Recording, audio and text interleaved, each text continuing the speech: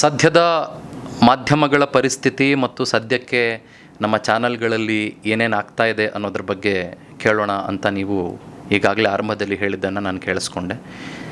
ನಾನು ಯಾವುದನ್ನು ಕೂಡ ಶುಗರ್ ಕೋಟೆಡ್ ಆಗಿ ಯಾವತ್ತಿಗೂ ಎಲ್ಲೂ ಮಾತಾಡಲ್ಲ. ಬಹಳ ನೇರ ಆ ನೇರವಂತಿಕೆಯಿಂದ ನಾನು ಅನೇಕ ಸಂದರ್ಭಗಳಲ್ಲಿ ಕಷ್ಟಕ್ಕೆ ಒಳಗಾಗಿದ್ದು ಕೂಡ ಇದೆ. ಅದೇ ನೇರವಂತಿಕೆ ನನ್ನನ್ನು ಕೈ ಹಿಡಿದಿದ್ದು ಕೂಡ ಇದೆ. ಹಾಗಾಗಿ ನೀವು ಕೇಳಿದಂಥ ಪ್ರಶ್ನೆಗೆ ಬಹಳ ಜನಕ್ಕೆ ಏನಪ್ಪ ಈ ಮನುಷ್ಯ ಹೀಗೆ ಮಾತನಾಡ್ತಾ ಇದ್ದಾರೆ ಅಂತ ಅನಿಸಬಹುದು, ಅಥವಾ ಹೀಗೂ ಮಾತನಾಡಬೇಕಾ ಅಂತ ಕೆಲವ್ರಿಗೆ ಅನಿಸ್ಬೋದು. ಇನ್ನು ಕೆಲವರಿಗೆ ಇಲ್ಲ ಹೀಗಿದ್ರೇ ಸರಿ ಅಂತ ಕೂಡ ಅನಿಸ್ಬಹುದು.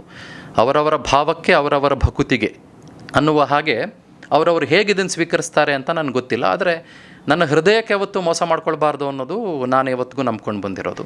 ಆ ಕಾರಣಕ್ಕೋಸ್ಕರ ನನ್ನ ಹೃದಯದಲ್ಲಿರೋ ಮಾತುಗಳನ್ನು ನೇರವಾಗಿ ಇವತ್ತು ನಿಮ್ಮ ಜೊತೆಗೆ ಹಂಚ್ಕೊಳ್ತೇನೆ. ನಿಮ್ಮ ಒಂದೊಂದೇ ಪ್ರಶ್ನೆಗಳನ್ನು ಶುರು